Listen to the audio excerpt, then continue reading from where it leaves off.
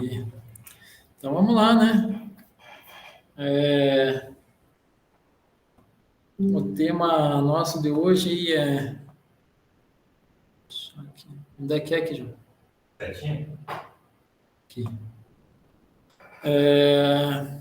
Mandei, né, o artigo aí para vocês. Só a Luana que eu não chamei hoje, mas acabou que não deu tempo de enviar o artigo. Mas faça a leitura aí, João, do título. Vixe. O que é o assunto? O que eu sei? Não, o que é que está escrito aqui? Efeito? Efeito analgésico, aditivo, da estimulação transcraniana direta de corrente. Corrente contínua, né? Isso. Junto, né? Junto com a terapia espelho no tratamento de dor fantasma. É isso aí. Então a gente vai falar sobre dor fantasma, né, que é o assunto principal, e dois tipos de terapia, né, que são a estimulação transcraniana por corrente contínua e a terapia de espelho. Então eu coloquei aqui só os percentis da revista, né, então tanto do SJR quanto o Scopus dela lá, então você vê que é uma revista bem conceituada, ali que um percentil de 0,73, enquanto que aqui um percentil de 74 mostra que é as principais revistas dentro daquele assunto específico dela, né? Bom, então vamos lá. Esse tema é interessante, por mais que a gente não tenha muito no contexto, né, nosso de reabilitação aqui, mas ainda assim tem um bom tanto não, mas volta e meia aparece, né, lá no ambulatório, no amputado, e eu imagino, né, e pelo que a gente conversa aqui, que esse assunto de dor fantasma, ele não é abordado, né, pela gente, só se vier do paciente, mas não é um negócio que a gente pergunta, né, e de certa forma é até surpreendente a gente ver quão prevalente isso é, né. Não sei se vocês viram lá o artigo, mas a gente vai discutir daqui a pouco, é muito prevalente. Eu não imaginava que fosse tão prevalente assim. Acho que o que me mais surpreendeu desse artigo, né, de todo esse conhecimento ali, foi essa prevalência, né? Um negócio ali de basicamente 65%, né, com os dados ali de uma meta-análise que eu vou apresentar, né? No artigo até falava de 78% lá de uma pesquisa com os americanos. Então, é gigante, né, a prevalência. O que mais te surpreendeu lá, João? Nesse conhecimento todo desse artigo aí? O que foi que mais chamou a atenção? A terapia de espelho em conjunto, né? Porque para ele ver, tipo, ele vê um membro ou não vê um membro, a dor, né? Mais ou menos assim, comparou só de espelho com a transcraniana mesmo, transcraniana e o chão. Eu vi do espelho, tipo, por que o espelho, né? No tratamento, tá? Tô com dor, que não tem um membro, mas a terapia com espelho poderia ajudar. Nunca imaginei assim. Nunca tinha ouvido falar? Não. Nem em AVC, nada? De espelho de AVC já, mas nada, tipo... Pra dor? Tá. E para você, Largo, o que mais chamou a atenção, assim, desse assunto? Mais ou menos bem próximo, assim, do João, para ver, tipo, o que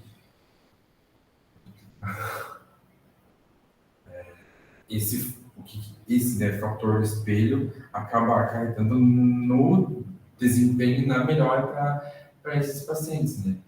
Não é uma coisa que é feita recorrente, né? Que as pessoas acabam estudando e aplicando e que poderia ser melhor desenvolvido, né? Na nossa prática. Eu acho que assim, o AVC é bem conhecido, eu acho, assim, no contexto do AVC, né? Mas para dor talvez realmente seja menos difundido. E você lá, Rafael?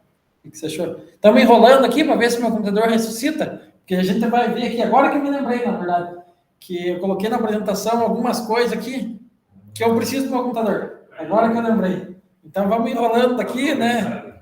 Para ver se dá tempo ali. Ele já está na parte da ligação em preto, eu já coloquei o código ali para ligar. Vamos ver se ele liga. Então, em relação a pontos interessantes que eu achei, assim, O primeiro é em relação à terapia do espelho, né? Porque quando eu tive aula, né, com o professor que ministra a parte da ortopedia ali na residência, né, ele falava que era uma coisa que não era tão utilizada na prática, assim, era uma coisa meio que ultrapassada, né, onde o pessoal que trabalha com reabilitação acaba não levando muito isso para a prática, acaba optando por outros métodos, né, de reabilitação. A terapia do espelho, pelo que ele tinha passado, era uma coisa ultrapassada, né, e ver um artigo novo sobre, né, relativamente novo sobre isso, foi uma coisa que me chamou a atenção, né? Além de que outra coisa em relação ao design do artigo lá, eu achei bem interessante, né, o fato do acompanhamento pós-intervenção ali, né, o follow-up ali, que eles fizeram foi de 12 semanas, se eu não me engano, sendo que a intervenção em si foi de 2 semanas só, né? Então, assim, uma discrepância, né? Normalmente é o contrário, né? A gente vê um período grande de intervenção e um acompanhamento não tão grande assim, né? Nesse caso foi o contrário, assim, uma coisa que me chamou a atenção aí. É verdade. Nesses estudos de corrente contínua, realmente tem geralmente a intervenção mais curta e tenta ver, né, o tempo, o efeito, né, ao longo do tempo. E você lá, Sabrina? Então, é um pouquinho parecido com o que o Rafa falou ali, mas eu achei interessante que eles tiveram a melhora mesmo depois de terminar, né, a intervenção. Então, foi ali pelo período, né, após que ainda conseguiu manter, né. Então, após 6 meses ali, tipo, ainda eles estavam observando essa melhora. Então, acho que isso que foi o que me chamou mais atenção. Na verdade não é 6 meses, né? Mas tudo bem. É menos, né? 6 semanas. É 6 semanas?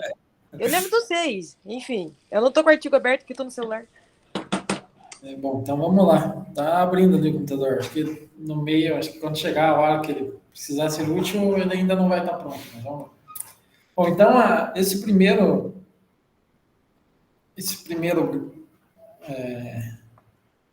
gráfico, ele é uma meta-análise, né, feita lá por Limakatsu em 2020, com vários estudos, né, quase 30 estudos lá que avaliaram a prevalência de dor fantasma em diferentes contextos, né, em países desenvolvidos, em países não desenvolvidos, em países onde a saúde é pública, em países onde a saúde é privada, enfim.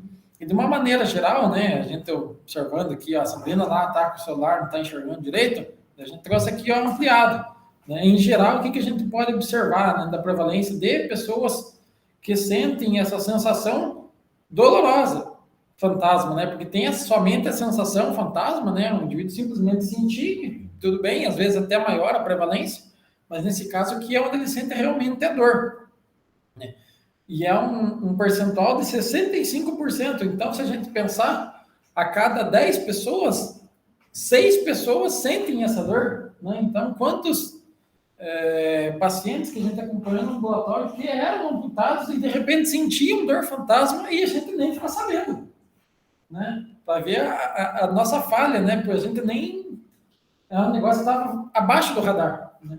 A gente do hospital mesmo, né? Tipo, do hospital, eu lembro que falou que tinha dor, era o Lauro, lembra o Magrão? Quando ele amputou, ele falou que está sentindo lembro e está sentindo dor. O único que eu lembro.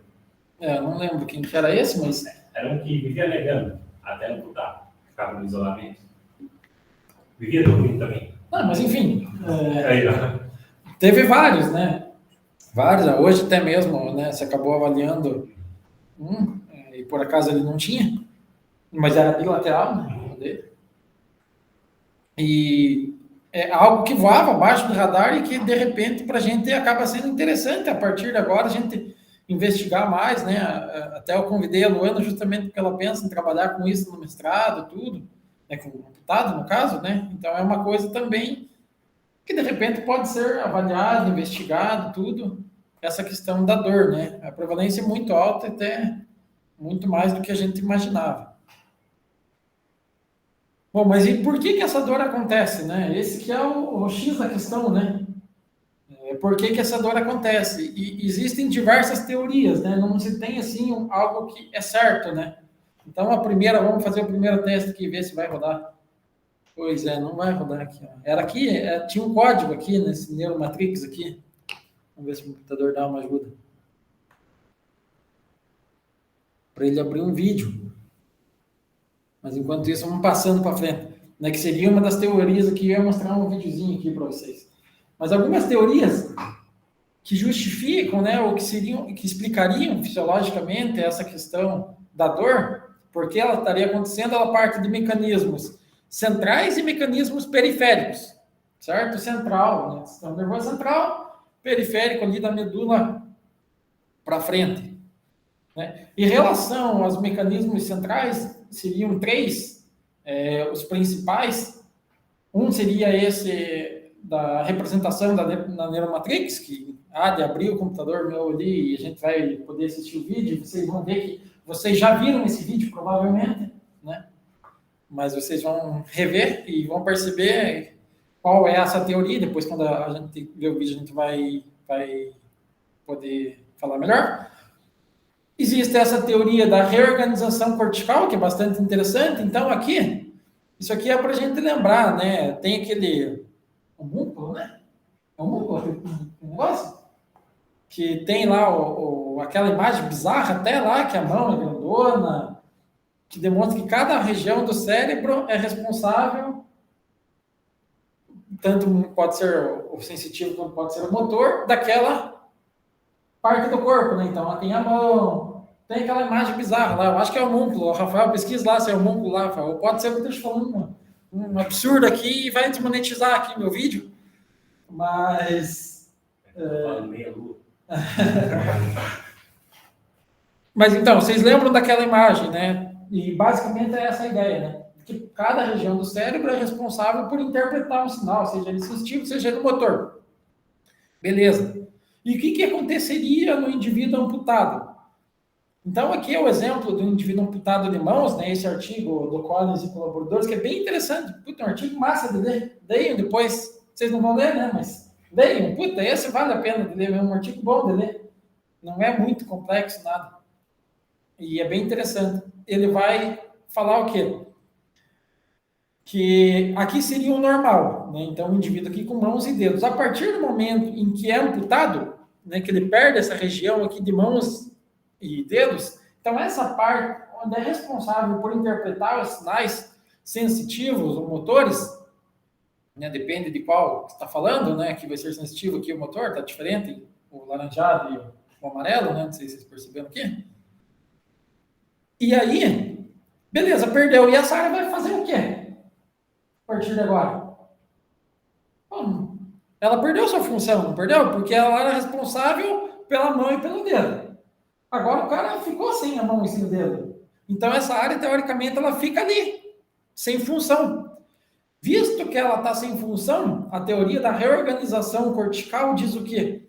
Que regiões adjacentes, né, como por exemplo no caso do membro superior da mão, a face e os lábios acabam invadindo essa região.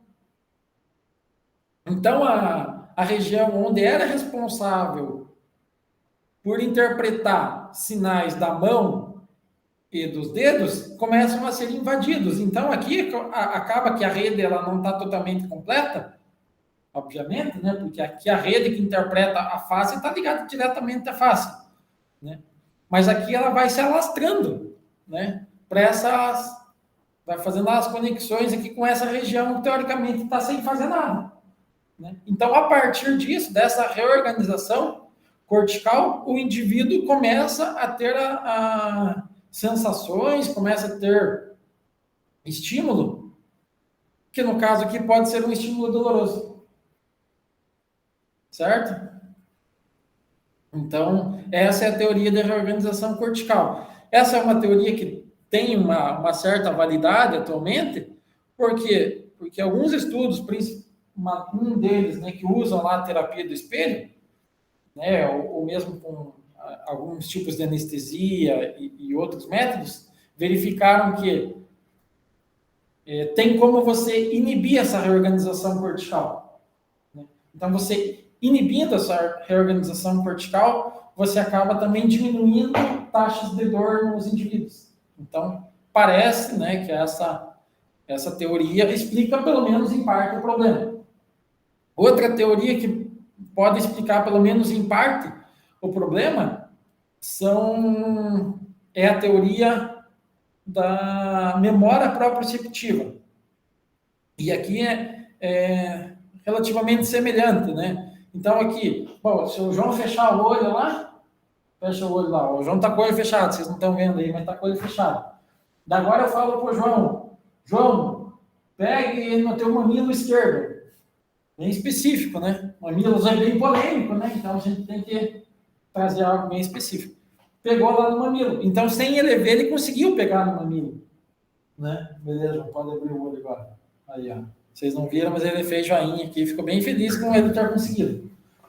Né? Apertou ali, até ficou meio ouriçado. Depois, mas tudo bem. Vamos continuar aí, porque está, né? Está sendo imune, ó. Vamos lá.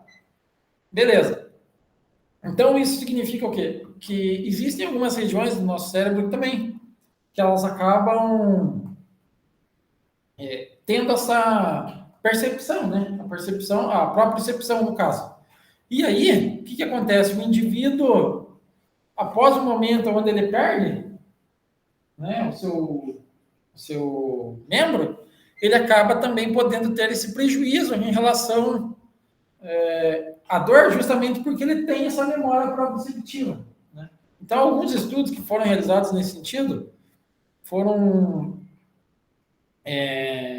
com estudos onde o indivíduo, eles pegam e colocam o braço de um jeito, depois vai fazer cirurgia e inverte, e o cara, ele tá ainda com a sensação de que o braço estava, por exemplo, estava aqui, né?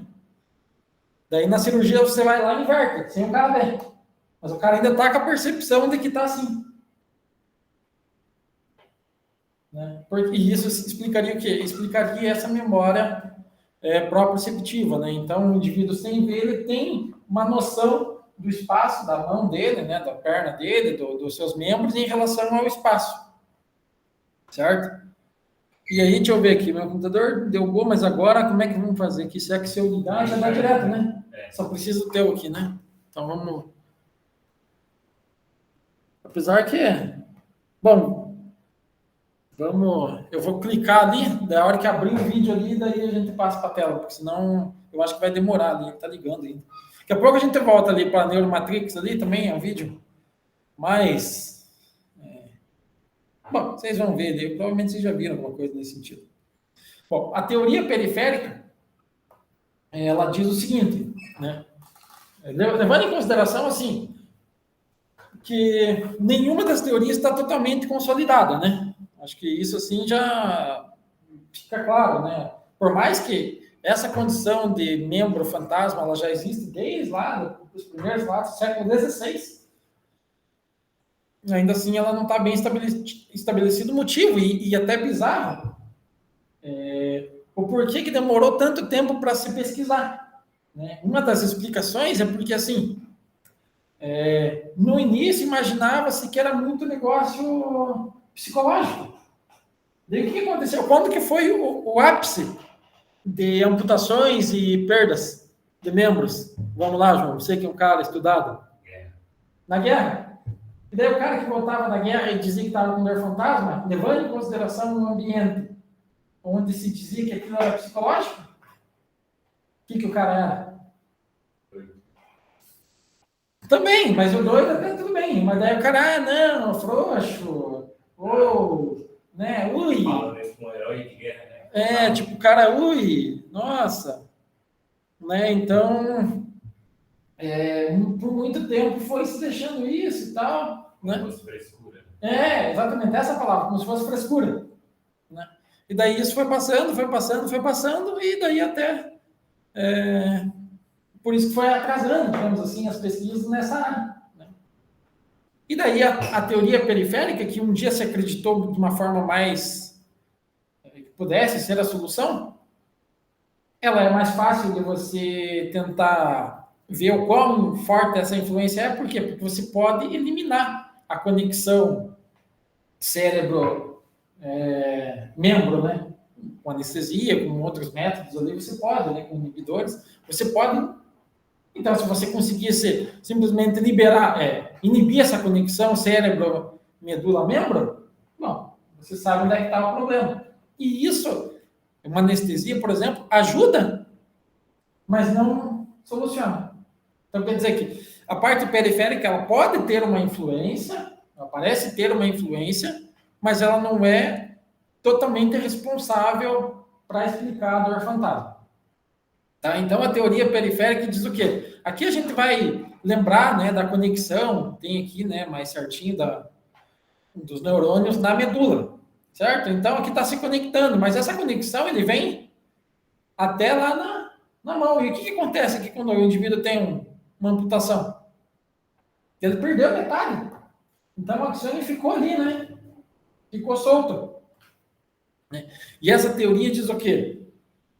Que esse axônio que fica sem rumo, ele fica sozinho ali, sem a conexão completa, ele começa a desenvolver estímulos por si próprio, estímulos ectópicos. Então, a gente vai lembrar lá de estímulos ectópicos em qual doença cardíaca, qual situação cardíaca lá, João?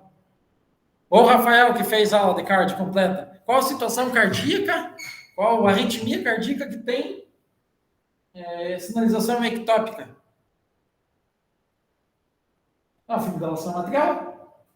Na fibrilação atrial, o que acontece? Não tem uma sequência normal de rede energética, de rede elétrica no nosso coração, né?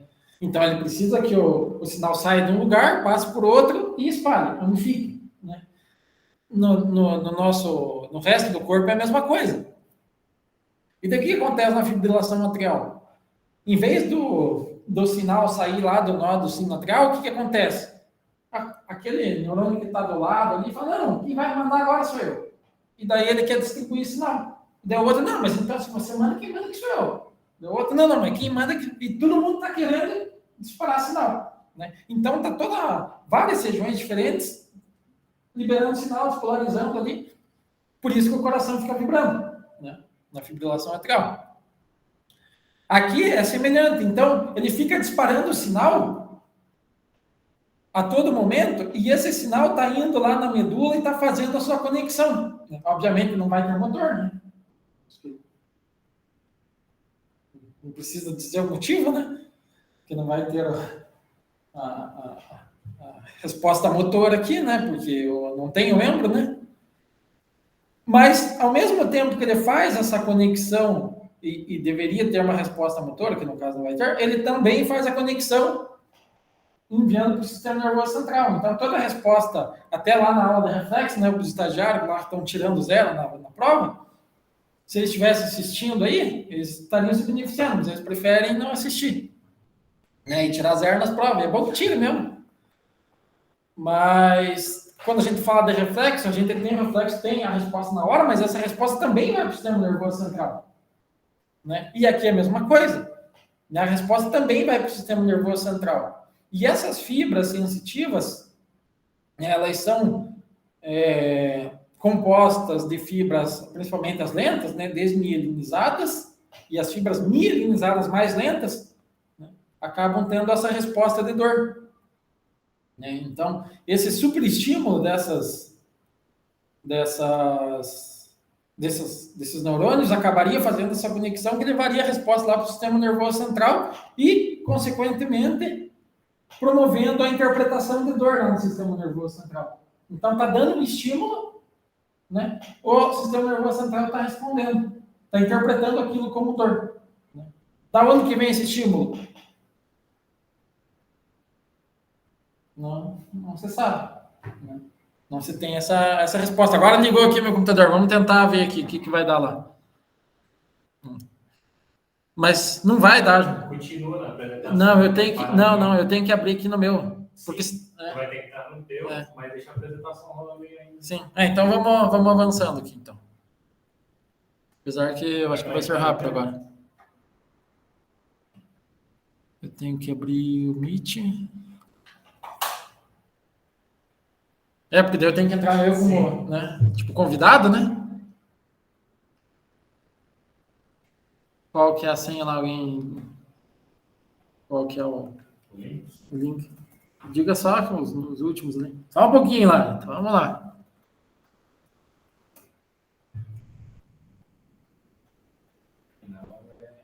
Só as letras. Isso, V, Pera lá. Y, E, E, traço, né? traço, Uhum. HJU, HJU, traço. Hã? Não. HJUH. Ah, HJUH. Hoje, Aham. Daí. tracinho, BID. B-I-D. Bit. CBF. Aí, vai dar boa. Então aqui eu já vou tirar, né? Já para a apresentação. Então vamos trocar aqui os computadores. Eu já peço para participar.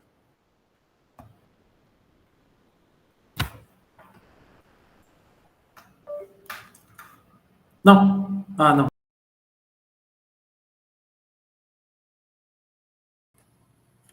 Aqui? Aí. Agora esse aqui, o João, tem que tirar o teu som aqui dentro. Só fecha de agora. Ah, não, aqui. Pronto.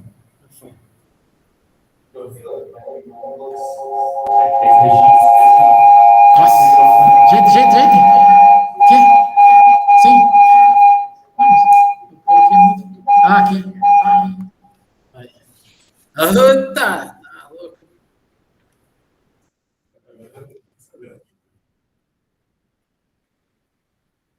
Tá tendo um som?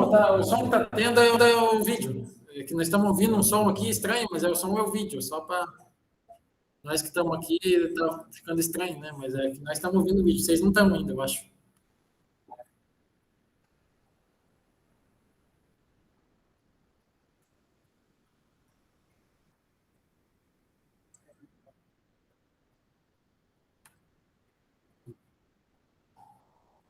Ah, já sei o que é. Batendo na mão aí. Que é a mão dele. É?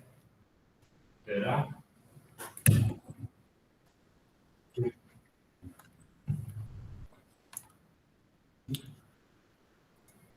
Não sei. Talvez tenha. Não sei. Não, é esse vídeo mesmo hoje. Ah, Só que é uma mulher.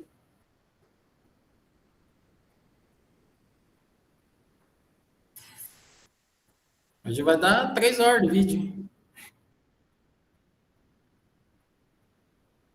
vai ter que fazer corte. Canal de corte. Fazer o canal de corte.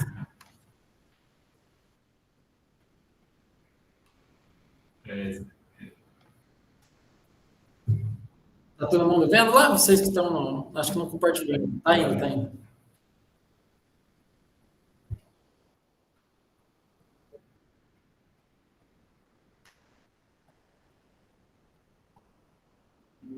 Aí vai começar ali de novo. É um shorts.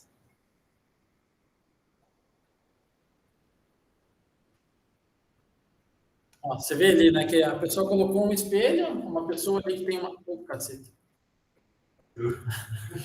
Tá aqui. Você tem um... Aí já foi pro corte. Zicou aqui, ó. Não tá fácil o troço aí. Deus do livre. Vai comprar empresa agora. Não, a gente querer botar a tecnologia, por isso que tem que ser contra esse troço mesmo. O certo olha lá, o cabo aqui, zicou tudo. Olha, te falar que o troço não é embaçado.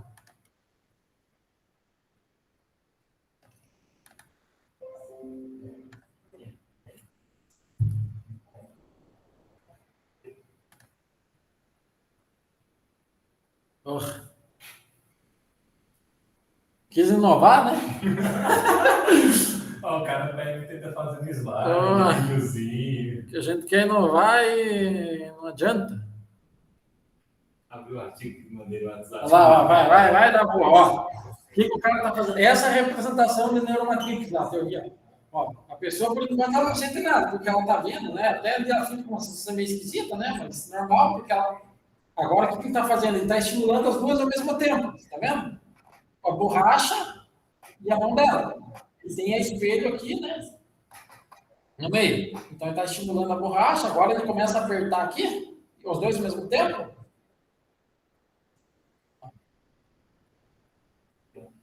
Agora, estimulou tudo. Ela está aqui. Essa aqui é a borracha.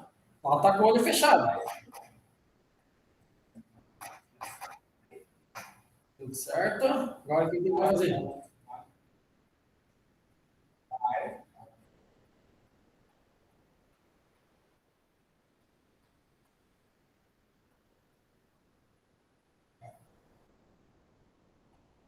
Mas lá, acertou a borracha e a guria pulou. Agora já está repetindo, né?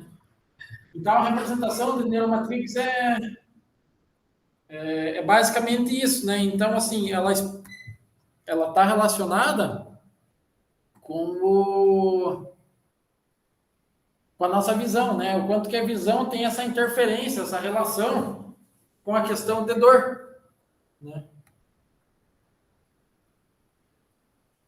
Então,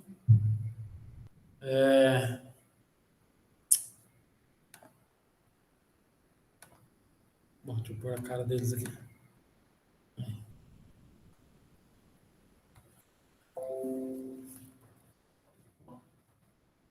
Bom, então é isso, né? Então seriam essas três teorias centrais e daí essa teoria periférica. Beleza.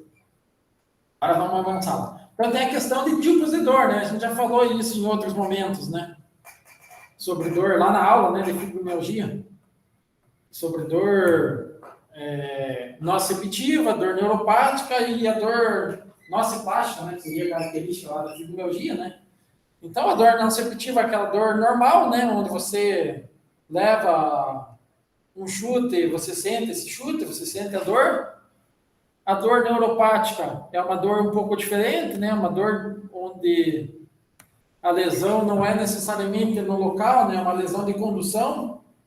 É por isso que ela tem essa sensação estranha, essa queimação, ou uma dor mais intermitente, alguns outros tipos de dor, enfim. Tem a dor nociplástica lá, que é característica da fibromialgia, não está nesse contexto aqui, mas é como eu aproveitei o slide, né? É só para a gente relembrar lá que seria um tipo de dor nociceptiva, só que não tem uma lesão que explique ela, né? Então, ela é uma dor nociceptiva, né? Porque se você apertar mais forte, o cara sente dor, mas não tem nenhuma lesão estrutural ali que explique, né? Aquela dor nociceptiva, né? Então, por isso que está abaixo do limiar de dor, e mesmo assim o cara está sentindo dor, né? Então, quer dizer que, na verdade, não está abaixo do limiar que está mais baixo, né? E daí, a dor fantasma, ela se caracteriza por um tipo de dor neuropática.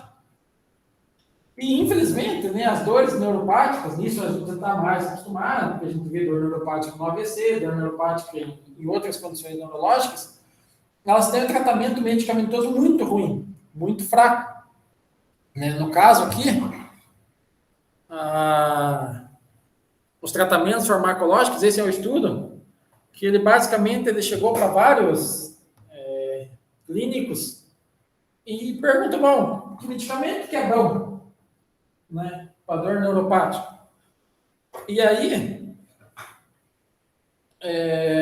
foi observado que apenas a amitriptilina acabou sendo um consenso, né, onde pelo menos 50% dos clínicos falaram que ela seria útil, bom, interessante para dor neuropática, enquanto outras, como por exemplo, aqui que a gente vê bastante, que é a gabapentina ou a morfina, né, que é bastante conhecida para uma medicação de dor, né, tem um efeito, só que no caso da morfina, o uso crônico não é interessante, né? Então não seria interessante para fazer o tratamento da dor neuropática. Né? Então, basicamente, com essa imagem, a gente pode observar o quê? Que não se tem, basicamente, tratamentos. Né? E aí, que o Rafael saiu agora, vamos esperar, daqui a pouco ele deve ter caído ali, a hora que ele voltar eu faço essa piada. Mas ele vai curtir.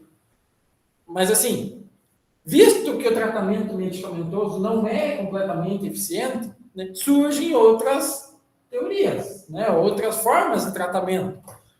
Como, por exemplo, o tratamento com um espelho, né, a terapia do espelho, onde basicamente o que o indivíduo faz? Ele coloca o espelho lá no meio da perna, né, no caso, do lado da única perna, né? Entre o coto lá e a perna, refletindo a perna que existe, e ele vai fazer os movimentos, né? Obviamente tomando atenção desses movimentos. Não é simplesmente botar um espelho ali e ficar olhando para o teto e fazendo movimento.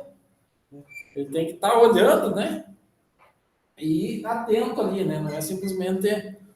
E daí, esse tipo de tratamento, terapia com realidade virtual, eles têm qual que seria o mecanismo que eles estariam influenciando?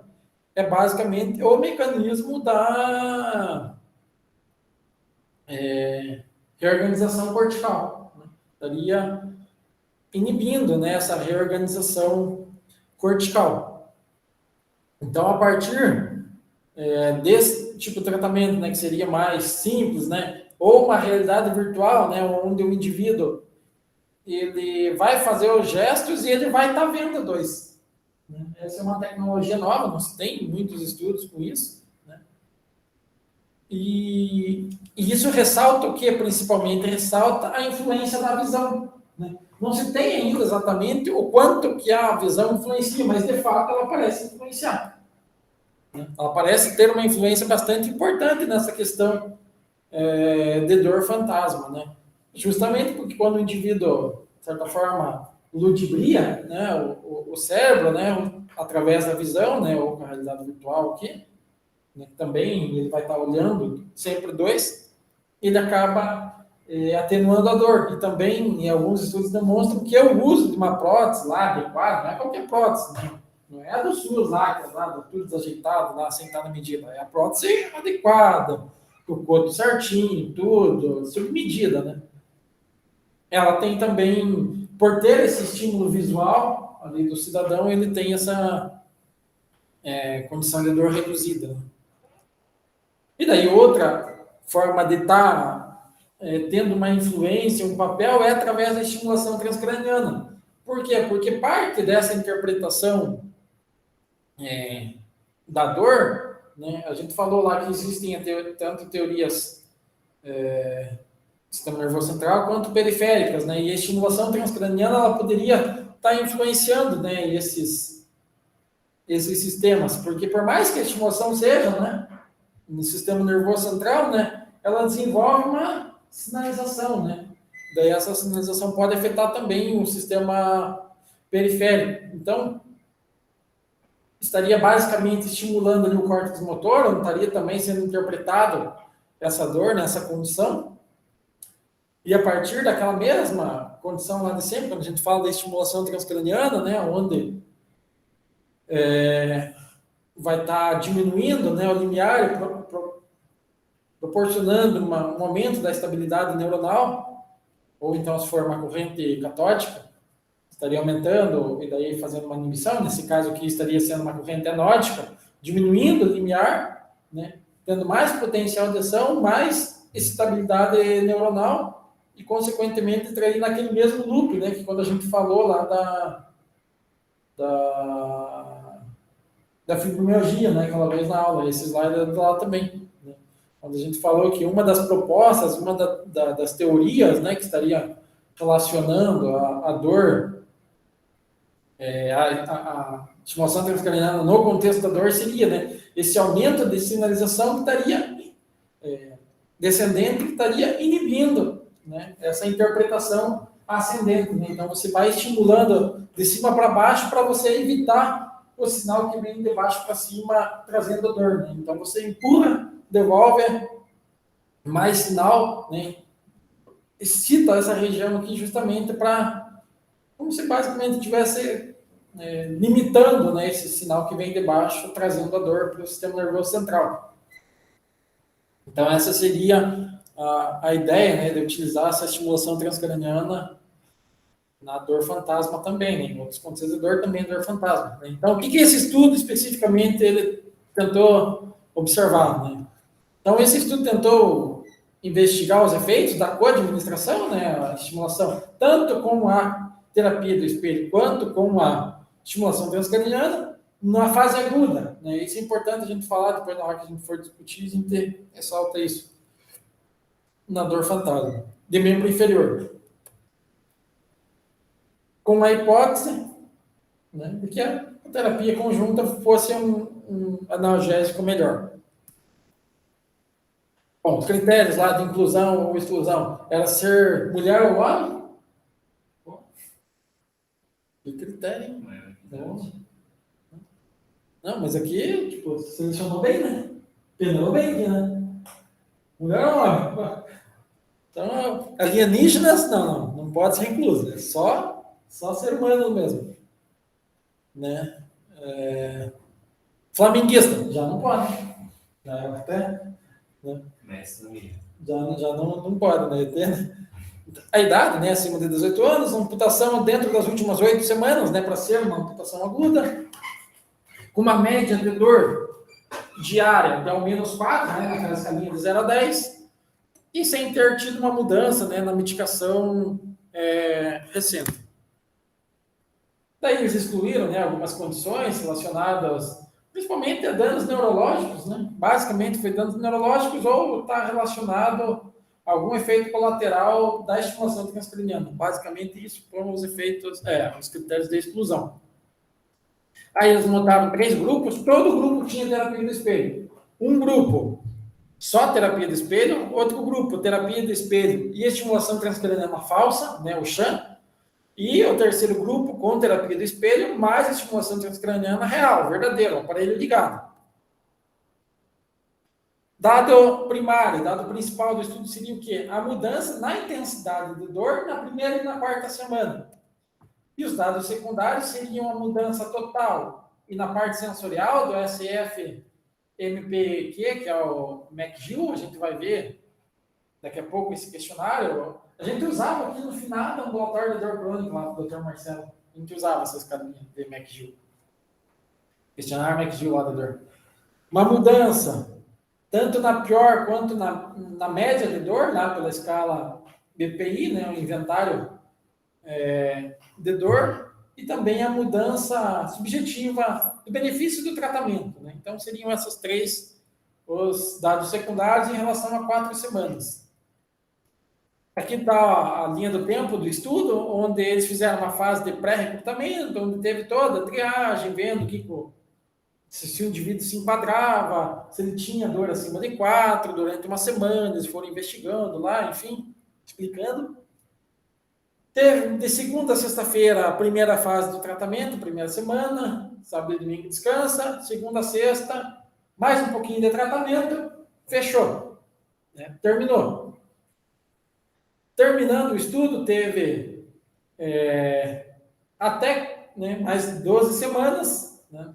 Um total de 14 semanas, mais 12 semanas de acompanhamento, o indivíduo não fazia nada. Era só reavaliado uma semana depois, 4 semanas depois e 12 semanas depois, o tratamento. Então, era imediatamente, uma semana depois, 4 semanas depois, 12 semanas depois.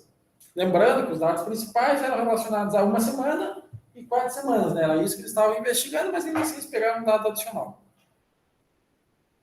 Beleza, a escala de McGill. Vamos ver aqui esse. Era para funcionar aqui também, só. Já não deu certo aqui já. Bom, mas era para eu clicar aqui e abriria a escala. Né? Tá planejado para isso. Deixa eu tirar aqui, de repente, se eu tirar aqui o troço. Ah lá. Lá. Então, talvez não precisava trocar de computador. Precisava, né? Porque tá no meu computador essa escala, né? Mas não tá em link? Tipo, aberto? Não, tá no computador. Tá abrindo lá. Aqui o computador hoje tá triste o negócio. Deixa eu trazer ele aqui para. Então, essa é a escalinha de McGill. Então, tem basicamente são 15 pontos aqui relacionados ao tipo de dor, né, a sensação que o indivíduo tem, e a classificação, né, que vai de 0 a 3, né, sendo nenhuma leve, moderado e sensação forte, né, daquele tipo de dor, né, por exemplo, lá a queimação, que é clássico, né, da dor neuropática. Certo? Então, basicamente, é isso. Bem facinho de preencher ali, o indivíduo vai, mete fichas. Que já é só essa parte. Beleza. Daí tem um inventário de dor, né? Inventário breve de dor, BPI. Lá não tem, né? Trouxe essa tecnologia, né? Trouxe essa tecnologia. Olha lá, ó. Esse que a gente usava. Ah, não, era esse que a gente usava, não era o MacGill. Então, aqui também o indivíduo vai responder algumas questões relacionadas à dor, né? Aqui ele vai basicamente pintar a região onde ele sente dor. A gente pegava os pacientes lá da dor crônica lá do Marcelo, tava tudo pintado. O cara pintava tudo, tipo, pô. Não é para colorir, não. Acho que tinha que explicar melhor, não é bom você desenhar ali, né? Você pintar de tá dor, né? Você pintava inteiro. Né? E aqui também, né? Então, daqui eles analisavam basicamente, né? Aqui a pior dor e a média da dor. Né? Então, é uma escala que vai de 0 a 10. Quanto mais perto de 10, seria a pior dor imaginável, né? E o 0, nada de dor. Então, e tem também aqui relacionado à percepção de alívio de dor, né? Onde 100% representa que aquele tratamento aliviou completamente a dor e 0% não aliviou nada de dor. Adivinha como é que vinha no ambulatório? Percepção de benefício do tratamento. Bom, então essas duas avaliações, né? Como que funcionava a terapia de espelho? O indivíduo ficava lá 20 minutos, né, realizando exercícios de flexão plantar e dorsiflexão, e inversão e inversão, né? Então tem a imagenzinha ali, mas para quem, né? É que eu coloquei a imagem depois, na verdade. Mas daí vamos ver também um videozinho relacionado à terapia do espelho lá. Mais inovação tecnológica aí. Tá bom, tá atualizado. Então roda o vídeo. Tá atualizado o navegador? Então, beleza. Vamos ver o vídeo.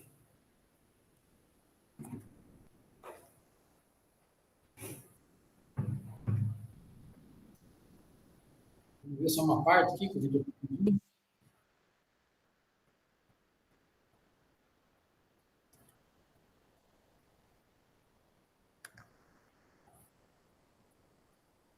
Tá, vai estar explicando, né? Depois lá, vocês escutam melhor lá. Mas ela vai estar explicando basicamente o quê, né? Que você tem que se concentrar. Você vai estar fazendo o movimento ali e vai estar focando lá no espelho, né?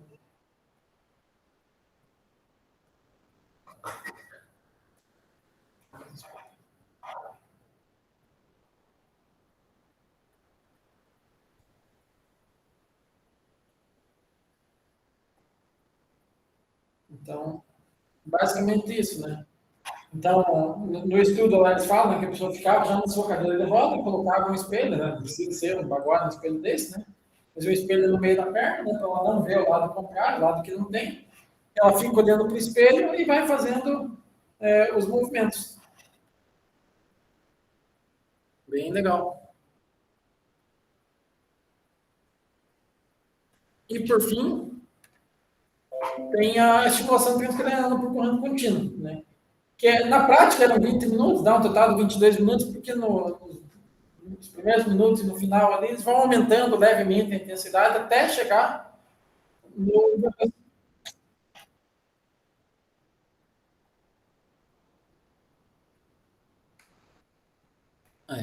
Até chegar lá no 1,5 miliamperes, né? Então, mas na prática são 20 minutos.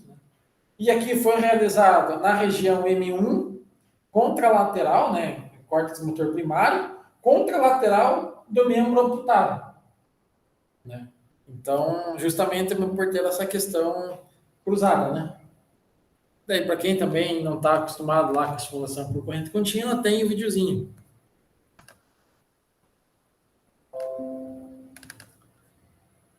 Que aqui o videozinho vai mostrar lá como é que posiciona os eletrodos e tal. Vocês conseguem ouvir o áudio? Conseguem ouvir? Não? Mas não tem nada importante. Não.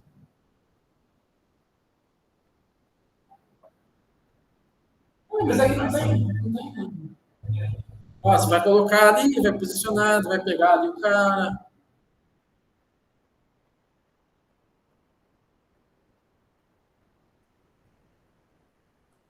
Tá, a focinha aqui é um adicional, né? Não precisa, tá? Ele vai aprender, e tudo isso aqui é para aprender o eletrodo, para ele não cair, né? No caso, ele vai ficar parado, parece, ele vai ficar parado, ele está solto. Não vai colar aí na cabeça do cara. Vai só posicionar, né? Ele descer ali, né? Assim. Não só ali. Não só. Põe ali, conectando a tampa lá. A pinha do cara, tem as questões dos cérebros lá.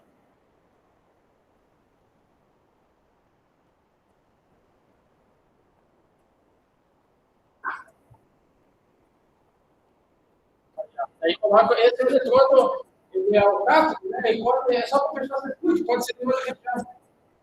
Conecta com o aparelho. Nosso aparelho lá tem aqui uma coisa diferente, mas funciona mesmo. Beleza, tá feito. Pode ligar e já foi lá. O que acontece? No chão, beleza, tá? Deixa eu mostrar aqui o sistema internacional.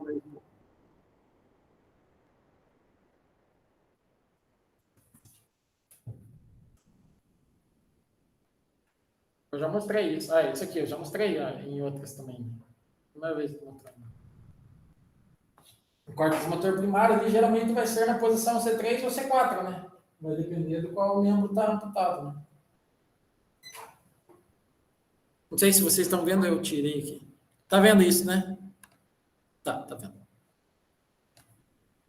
Beleza. E aí a estimulação chão, o que acontece? Você posiciona, você faz exatamente o que você fez. Só que você liga o aparelho, deixa um pouco ali e tal, fica conversando com o cara e beleza, você desliga o aparelho, ele não viu e segue o baile. Né? Daí no finalzinho ali você vai fazer o protocolo também, né? Você vai fazer a mesma rampa para tirar, né? Fazer todos os procedimentos. É tudo igual, só que o aparelho está desligado, só que a pessoa não sabe. Beleza. Daí, no caso, são 10 sessões de tratamento, né? De segunda a sexta, numa semana, segunda a sexta, na segunda semana. Nos grupos, né, que tinha estimulação transcraniana, era no mesmo tempo. Então, os dois é 20 minutos, o cara fica 40. Não, fica 20 minutos. Né? No mesmo momento. Então, faz junto. Até porque não tem dificuldade nenhuma, né? O cara só está mexendo lá a perna, né? Então, sentadão mesmo, fica mexendo a perna ali, fazendo a técnica do espelho e cá, os eletrodos na cabeça. Bom, aqui tem uma outra. Ele avaliou o tamanho da amostra, né? Utilizando lá o G-Power, né? Que a gente mostrou aquele dia. Vamos ver na prática se bate mesmo.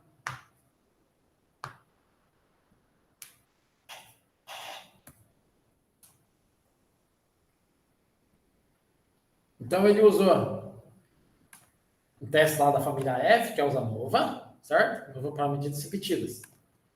ANOVA para medida repetida que tem interação, né, com o fator. Com o fator de interação entre as variáveis lá. Beleza.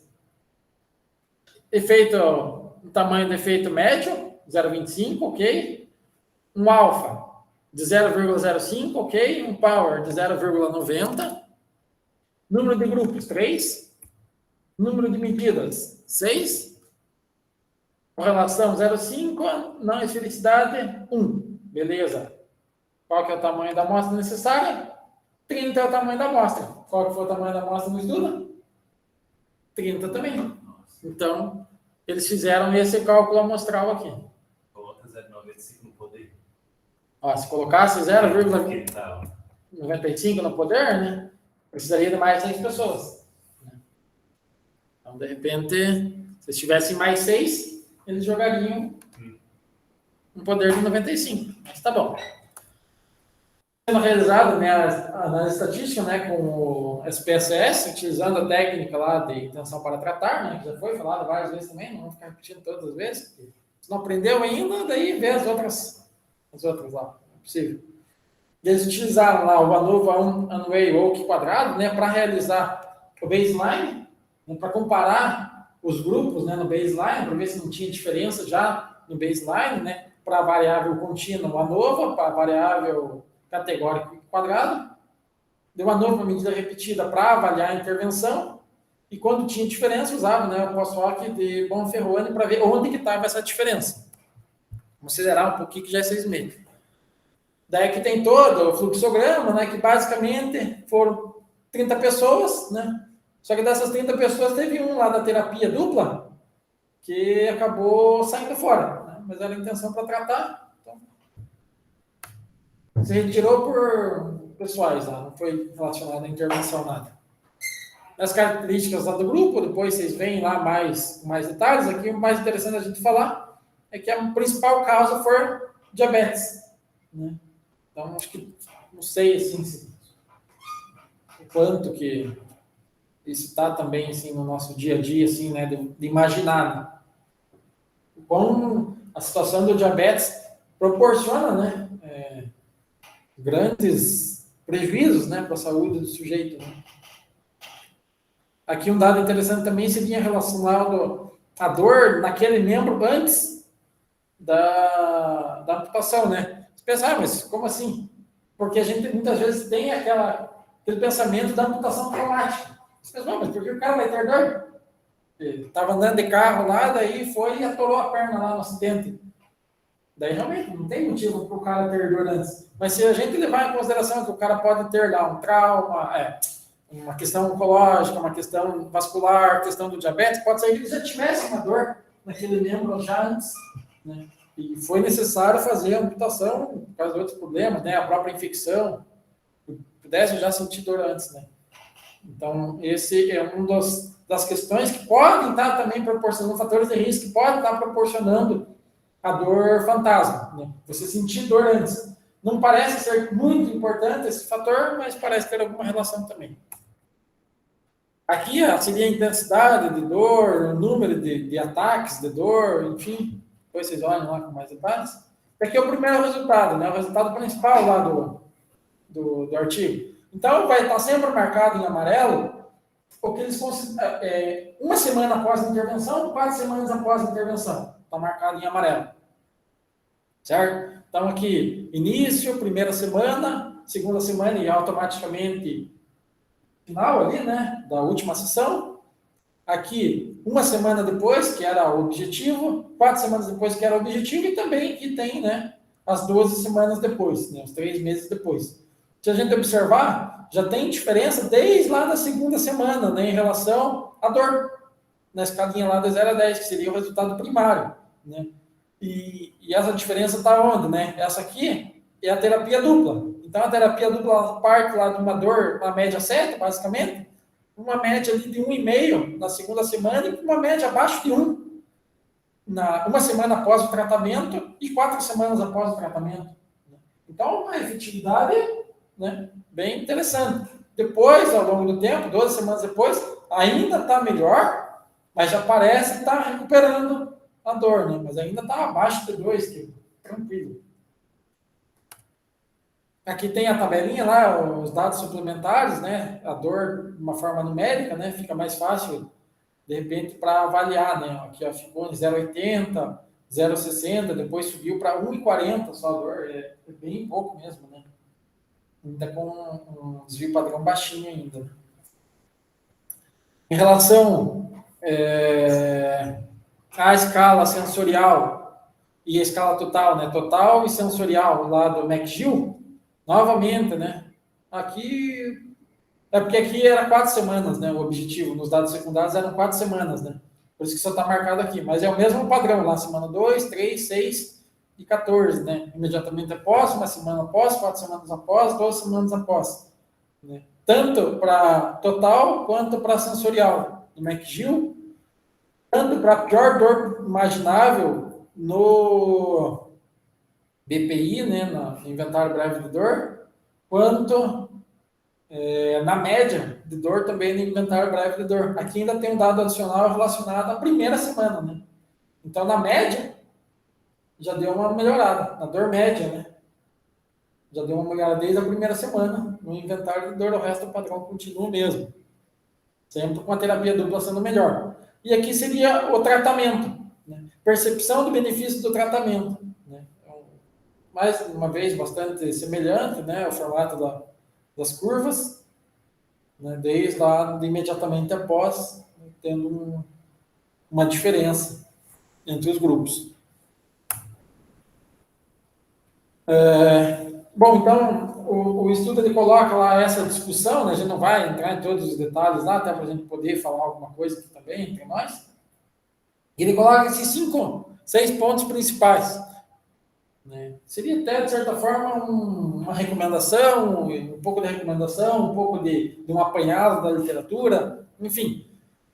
Conclusões, de certa forma, que eles chegam é que a melhor montagem, o ideal, né, relacionado à estimulação transcraniana seria, né, a estimulação no córtex motor primário, né, uma estimulação anodal, que os efeitos de longo prazo relacionados à estimulação transcraniana e corrente contínua seriam somente se o indivíduo fizesse múltiplas sessões. Fiz uma sessão, tem um benefício, dura pouquinho. Fiz várias sessões, duração maior. Fiz mais sessões, de repente fizer 28 sessões lá, a semana inteira. De repente seja o maior efeito, não foi testado, mas o que se tem a princípio é isso, né? Que o acúmulo do benefício, o benefício de maior longo prazo, é de uma quantidade maior de sessões. Os efeitos analgésicos da estimulação transcraniana estão por volta de 40% a 50%, enquanto que os efeitos sozinho da terapia do espelho, eles são temporários e são pequenos. É um efeito pequeno e um efeito temporário. Basicamente, e é o que a gente vai comentar mais também, é o efeito da estimulação transcraniana, de certa forma, enquanto está fazendo, enquanto você está ali envolvida naquele tratamento, tem benefício. Depois você para de fazer, no longo prazo, você vai perder aquele efeito, né? Mas parece que o efeito da estimulação, no longo prazo, depois de parar, é maior do que a da terapia do espelho, né? Principalmente se ela for realizada sozinha.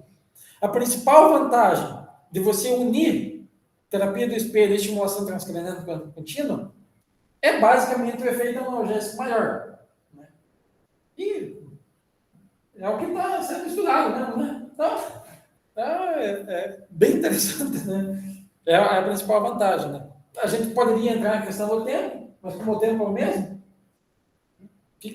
tem outras vantagens além disso, né? Mas o foco é isso, né? O efeito analgésico ele potencializa demais, né? E que intervenções precoces parecem estar relacionadas a melhores resultados, semelhante com aquilo que a gente vê no AVC, né? Não é melhor fazer um precoce do que você esperar ficar crônico?